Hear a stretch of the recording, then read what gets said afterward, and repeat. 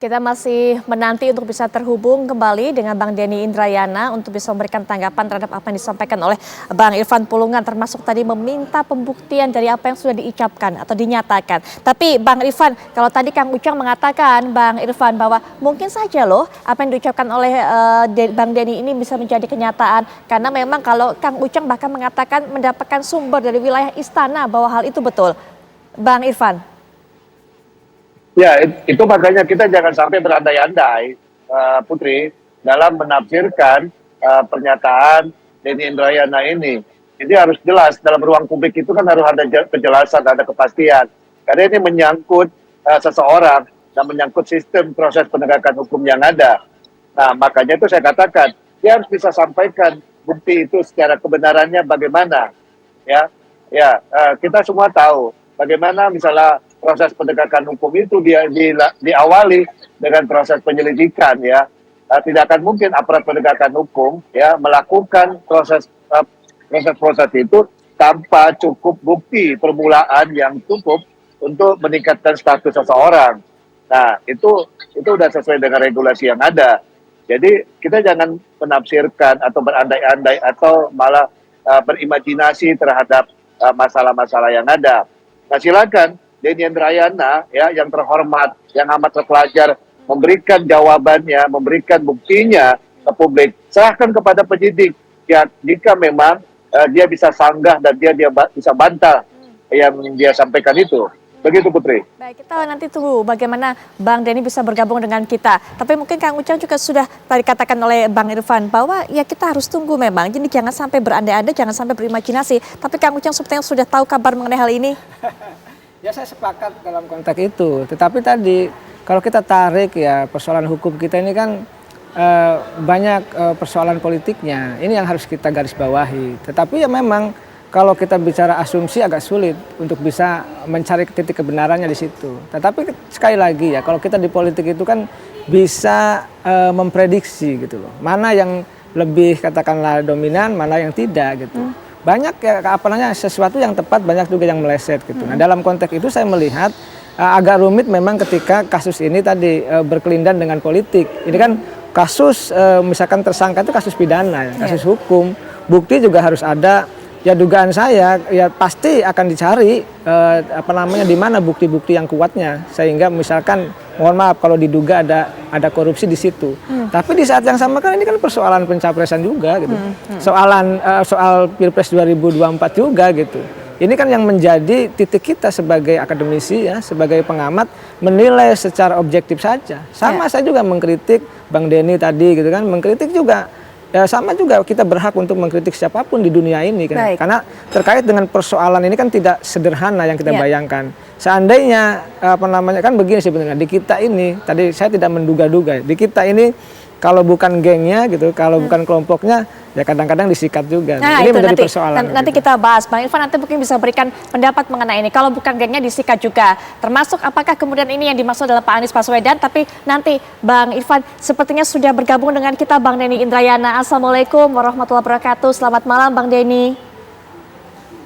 Selamat malam. Waalaikumsalam warahmatullahi wabarakatuh. Baik, Bang Denny malam hari ini Istana memberikan reaksinya. Tadi Bang Irfan Pulungan sudah mengatakan buktikan dong apa yang diomongkan. Begitu katanya, Bang Denny. Iya. Yang mana yang dibuktikan ini, Mbak? Iya, buktikan bahwa Pak Anies akan segera menjadi tersangka dan sebagainya. Sumbernya dari mana, datanya dari mana, itu tadi yang diminta oleh Bang Irfan Pulungan. Ya. Mbak, sumber-sumber semacam ini tentu sudah saya verifikasi, saya validasi sebagaimana rekan-rekan wartawan kalau mendapatkan informasi sumber melakukan cek, cross check, double check sebelum kemudian dijadikan pemberitaan. Sayangnya kan ada juga dalam dunia jurnalis itu sumber yang tidak mau disebutkan, anonim.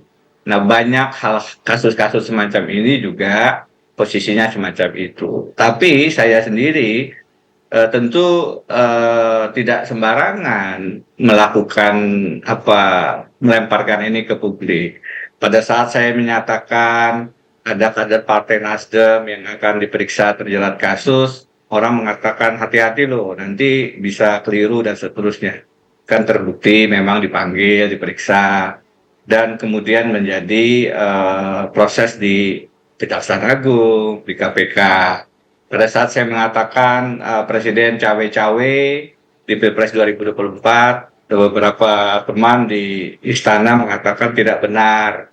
Ternyata kemudian Presiden sendiri mengakui dalam forum Pemret, ya kan saya akan cawe-cawe, meskipun kemudian dimaniskan dengan kalimat demi bangsa dan negara.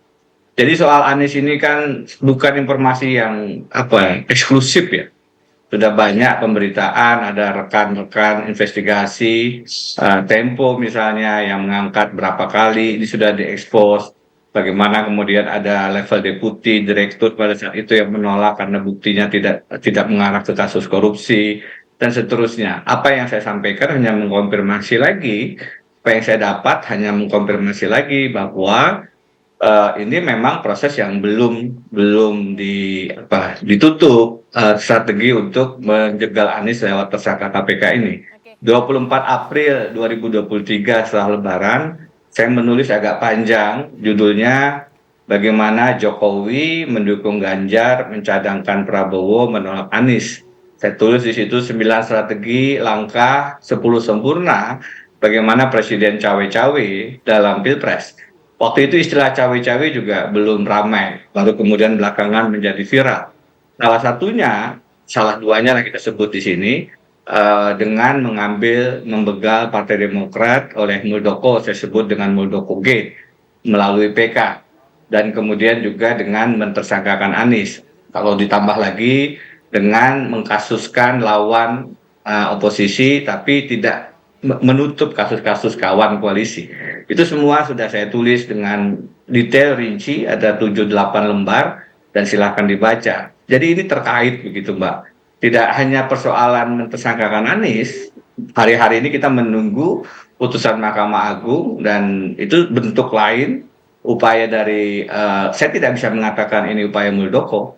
Dalam podcast dengan Akbar Faisal, saya mengatakan berbeda pandangan dengan narasumber yang lain yang mengatakan yang membegal adalah Joni Allen. Saya katakan dalam pandangan saya yang melakukan upaya pembegalan Partai Demokrat adalah Presiden Jokowi dengan membiarkan, kalau dalam konteks teori asasi manusia, by omission, kan ada by commission dengan tindakan, ada by omission dengan pembiaran.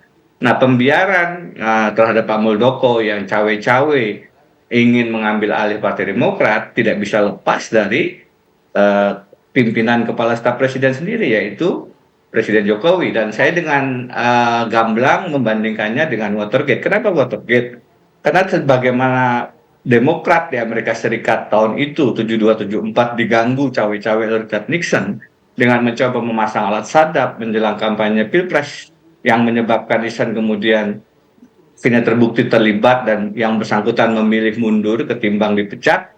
Di Indonesia bukan hanya memasang alat sadap di Partai Demokrat menjelang Pilpres 2024, justru partainya dicopet, dibegal, sehingga kemudian bisa mengganggu pencapresan Anies. Nah, ini kita sampai di poin itu kenapa dulu. larinya ke Muldoko? Karena terkait, semuanya sama, pintunya adalah muaranya, ujungnya adalah penjagalan Anies sebagai capres. Baik, Bang Denny, kita sampai di poin itu terlebih dahulu. Nanti Bang Irfan bisa berikan pandangan mengenai hal ini, silakan ditanggapi.